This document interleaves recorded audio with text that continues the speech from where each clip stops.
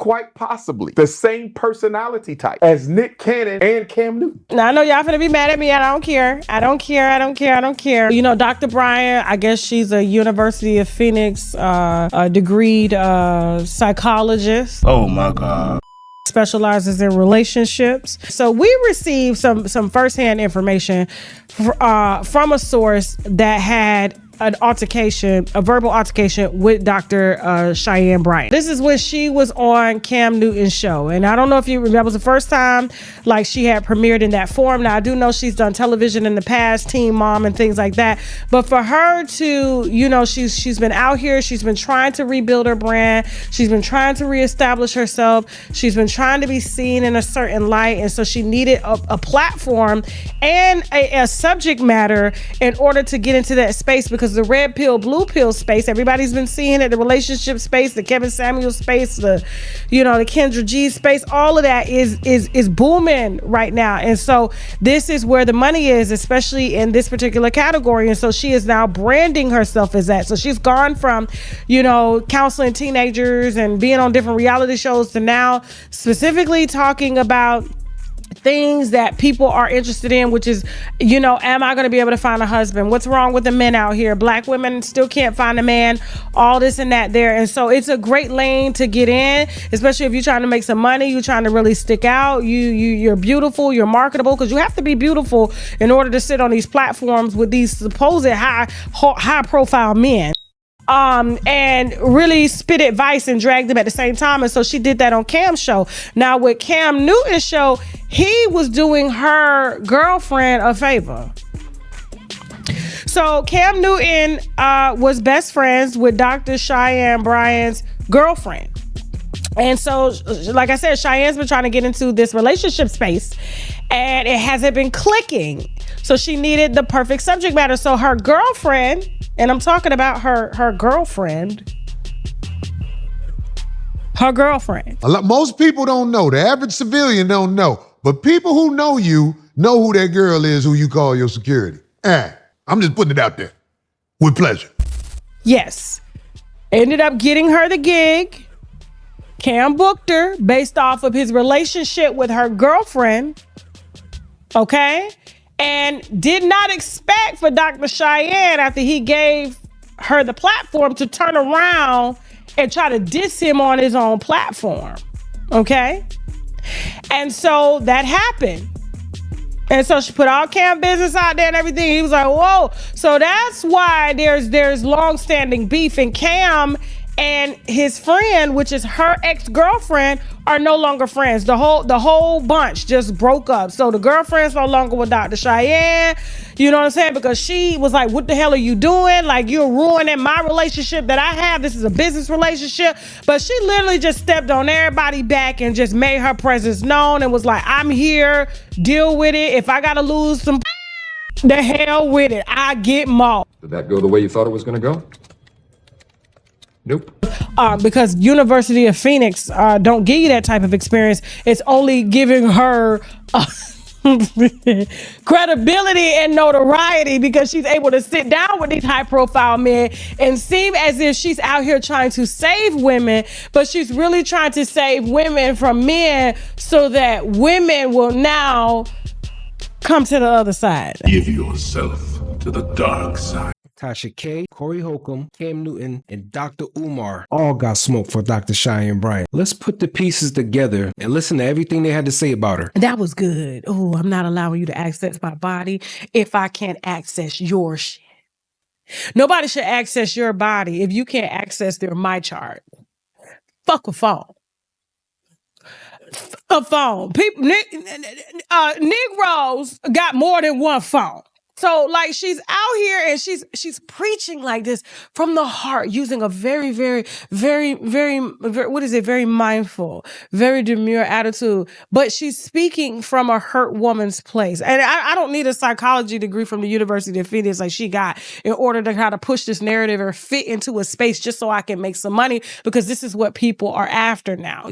This is what people want to hear. They don't want to hear you yelling at teenagers no more on the Maury Povich show or on Teen Mom. Who cares? They fast ass class girl. So now she's trying to get into a space and she's trying to seem relevant. You know, she's got her hair gelled down over her missing size because of all the shit that men put her through. And now she's done with men and she's coming back and she's trying to basically educate men.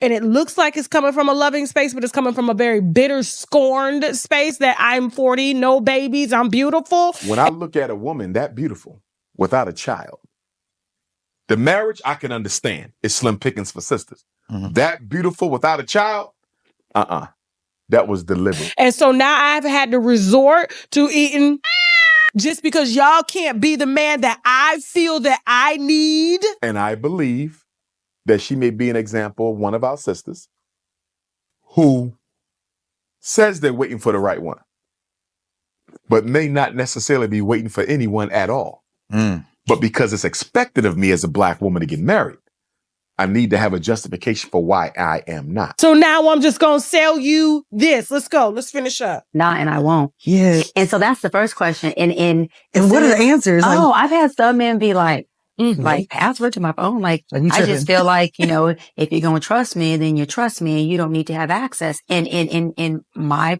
personal experience, I go red flag womanizer. I mean, you just can't make this up.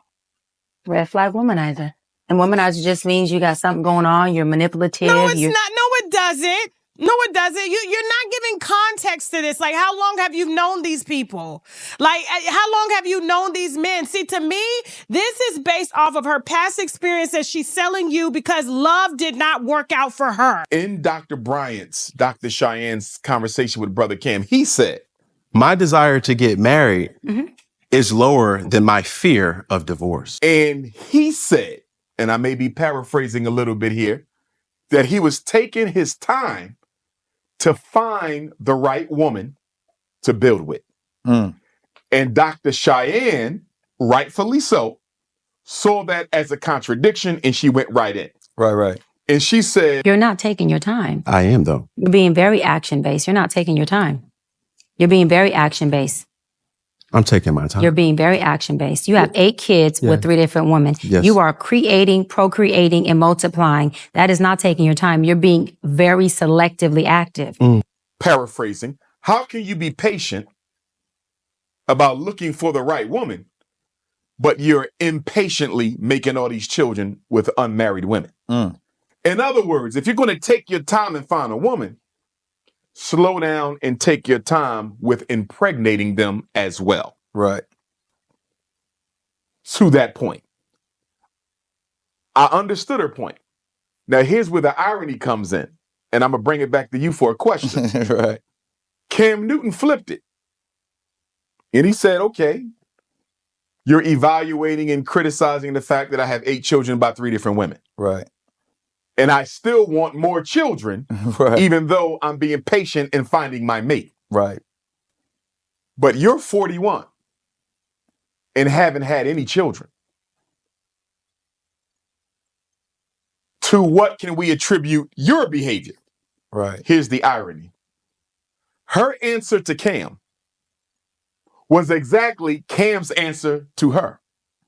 She said she was taking her time. And that's the part right there where I found it very hypocritical of her to even say. And she talking all this shit to Kim, but then when it's flipped on her, now it's her taking her time. Only she could take her time. It's like, do as I say, not as I do. And that's a problem because she trying to drive a whole new narrative into the society. As a norm, she went at people that she thought was in a certain level of the space that she was indulging in and going and attack them. It was like she played straight out the 48 Laws of Power or something. We see her deception and nobody's being fooled and tricked no more. We got to stop letting people come into our communities spreading false narratives, coming in with these crazy ideologies that's going to set us back another couple hundred years. Think about it. The abandonment. And in her over control of these men who do not want to be over controlled, she either pushes them away or they leave of their own volition because they don't like the manner in which she wants to control the relationships. Look at these doctors doctoring on doctors. Love did not work out for her. You getting a man's password does not tell you anything about that man at all. Red flag, whatever. It doesn't. Because you can refuse to give your password up, but does that mean you're cheating? Does that mean that you're untrustworthy? How about this? If you want to be intimate with me, let's go to the clinic. Let's get fresh results. That's how you could tell if somebody really messed with you. But a password to a phone, this sound like high school shit, but this y'all doctor from the University of Phoenix. Let's go ahead and let her push her trauma on y'all, okay? Y'all gonna sit up here and let an unmarried, babyless woman that don't even like men no more tell y'all what a man need to be. Go ahead. You got something that you're not transparent about. I am not into honesty. I'm into transparency. What? Yeah. I don't want to have to ask you 15 questions to get you to be honest with me. I like transparency. Yes. Baby, I was on my way home and I got an email from my ex-girlfriend and I forwarded it to you. This is what she said. Okay, Daddy, you hungry? I got dinner cooked. That's me. That sounds like an alibi. Who gotta do all that? Do you understand? This is why a lot of people I feel are single, because you're listening to people like that are just not, in my opinion, authentic. They're not telling you where their information is coming from. Everybody has an intention. What is your intention? Why are you out here speaking like this? Why? It doesn't, like I said, it doesn't take a rocket scientist to figure out men like Nick Cannon are narcissistic. Why? Because they've been given everything their entire life. And the moment that they don't get it, the moment they don't receive praise because they've been in the limelight their whole life, they feel insecure. They have to feel needed. They have to feel wanted. They have to feel loved. It doesn't take a doctor to do that, to figure that out. And furthermore, why are these women chasing these high profile men, which are in high demand by everybody? Why would you even want a man like that? You shouldn't even be telling women to even chase men that are in high profile positions like that, because one, they're not going to be the only one. But because she is in a high profile position, these are the men that are available to her. These are the men that have scorned her. And this is why she's trying to push this high school, I need your password on your phone information as relationship advice. Show me a successful relationship. Show me that you've been through and worked through the things with a man as normal people do. Show me what my grandmama them showed me. Don't come out here preaching and you not living by what you preach. This why I don't like her. And I can't wait till her girlfriend get out here and expose her ass. Trying to call my team to tell me to take down the video. You take down, hey, if I take down the video, show your degree. How about that? I'll take down the video if you show where you graduated from. Oh man, Tasha K is coming with the smoke. She is not feeling it. And I knew it. See, we've been calling this out for a few months now. Look back at the videos. I'm gonna put them right here just so you can see it. Look back at the videos. We told y'all all these things that's going on right now. We've been calling it early. It's just you got to see those little intricacies that's happening beforehand, and you could just actually tell what's going to unfold because of it. And once I saw that first interview with her and Cam Newton, I already knew from there, like, nah, she not it. She sounded like Sprinkle Lady. She sounded like Princella the Queen Maker. She sounded like a female Derek Jackson. This is a crazy agenda to keep the families apart, and they know in order to make money really quickly, they have to pander to black women. Black women hold the spending power in the United States. Anytime somebody wants to go get some money, they just go right to the black women and just target them and start pandering and start telling them all types of sweet lies, and they get that money. And it's messed up. We don't want to see that. That's why we're doing what we're doing right now. We're going to uncover all the lies. We're going to poke holes until we can find the truth. You get what I'm saying? Because this is not even funny. It's not even about hate. It's about bringing that righteousness, about bringing that truth to the table. Comes to that. He's definitely that. High value too, right? Of course he has high value. High He's function. 50. Yeah, of course. Of course he has value. He's that I dude. respect. I really can admire He's that dude. Curtis He's Jackson. high value. Yeah. You know what I'm saying? I respect his business acumen. Me too. I love the trolling. Yeah. But he got kids though. You gotta ask 50 that. Then at the end, when you got her, because you reversed it, you asked her, well, is 50 Cent like that? She would not say a disparaging word about the brother because she a hustler, Dr. Alleged Bryant. She a hustler, dog.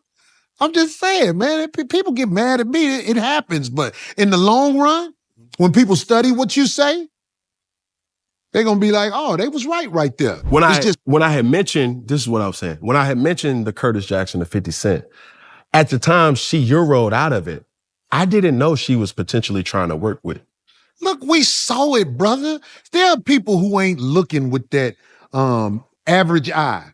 There are people who watching every word come out of your mouth, my mouth. I saw her squirm when you put the question on her about who 50 Cent was. She was swarming. It was like the Matrix, dodging the bullets. You're not going to exhaust the resource until you squeeze it out. After you get through squeezing it out, then you would talk crazy about him or anybody else.